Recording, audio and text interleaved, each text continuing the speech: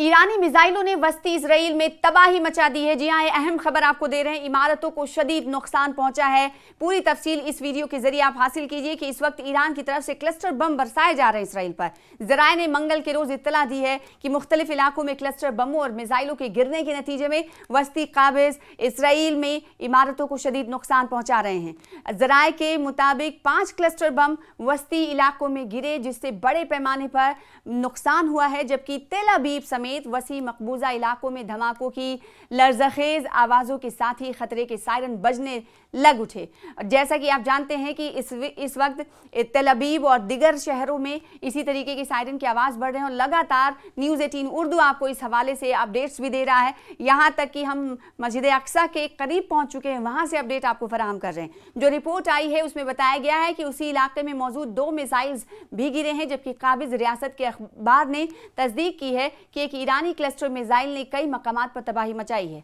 दूसरी जानिब ईरानी फौज ने काबिज इसराइली पुलिस से वाबस्ता साइबर टेक्नोलॉजी के मराकज और असलहा साजी के कारखानों को निशाना बनाने का ऐलान किया है। उधर ईरानी पासदारान इनकलाब ने ऑप्शन वादा सादिक 4 की 58वीं लहर शुरू करने का ऐलान कर दिया है, जिसके तहत मकबूजा फ़लस्तीनी सरजमीन पर मुख्तलिफ सिहूनी ठिकानों और खित्ते में मौजूद अमरीका के फौजी अड्डों को निशाना बनाया गया है। पासदारान इनकलाब यानी IRGC ने वजाहत की है कि इन हमलों ने नहारिया, बैत शिम्श, तेल अवीव और मगरबी अल-कुद्स जैसे शहरों को झंझोड़ कर रख दिया है और इस कार्रवाई में कादिर मिसाइलों के साथ साथ खुर्रम शहर नामी वो भारी मिसाइल्स भी शामिल हैं, इस्तेमाल किए गए हैं, जिनके वॉर हेड का वजन 2 टन है।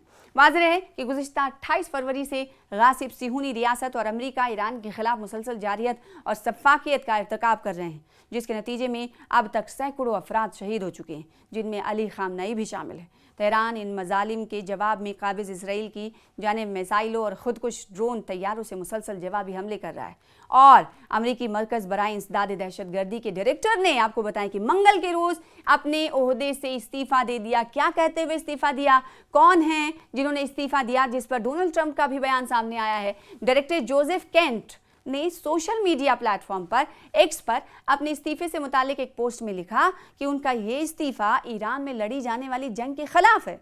जोसेफ केंट कहते हैं अपनी पोस्ट में कि मैं ईरान में लड़ी जाने वाली जंग की मदद के हवाले से अपनी ज़मीर को मुतमईन नहीं पाता हूँ, क्योंकि ईरान हमारी कौम के लिए बराह रास्त खतरा नहीं है।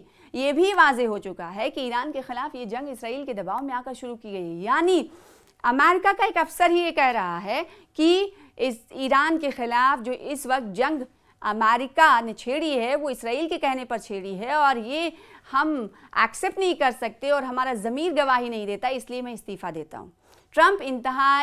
हमने देखा है कि ट्रंप इंतहाई ईरान के खिलाफ जंगी फैसले के हक़ में हैं।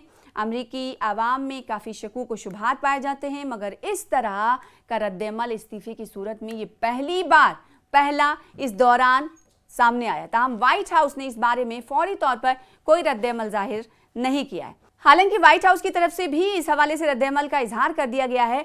डोनाल्ड ट्रंप ने भी इस पर बयान दिया है। उन्होंने कहा कि बेवकूफ़ी भरा यह फैसला और ऐसे लोग समझदार नहीं होते। इसी तरह नेशनल इंटेलिजेंस के डायरेक्टर के दफ्तर ने भी इस बारे में आपको बताएं कि तबसरा जाहिर किया है। अमेरिका में कई माहिरीन का मौक़िफ़ ये है कि अगर ईरान की तरफ से कोई ख़तरा था तो भी जंगी कानून के तहत ही जंग शुरू की जा सकती थी। तो हम ये देख रहे हैं कि ईरान की जानिब से इसराइल को निशाना बनाने का और नुकसान पहुंचाने का सिलसिला लगातार जारी। क्लस्टर बम के जरिए ईरान में खलबली मच गई। तो एक तरफ हम देख रहे हैं कि इसराइल पर ईरान की कार्रवाइयां लगातार जारी हैं और क्लस्टर बमों के जरिए इसराइल को निशाना बनाया जा रहा, तो दूसरी तरफ हम ये दे रहे हैं अमेरिका का एक अफसर इसलिए इस्तीफ़ा दे देता है कि ईरान हमारे लिए और अमेरिका के लिए ख़तरा नहीं था। जो जंग शुरू हुई है उसमें हामी भरना और अमेरिका की तरफ से इस जंग का साथ देना मेरा ज़मीर गवारा नहीं करता। तो कहीं ना कहीं माना जाए कि अमेरिका की तरफ से एक सिक्योरिटी ऑफिशियल की तरफ से अगर इस तरह के बयान आते हैं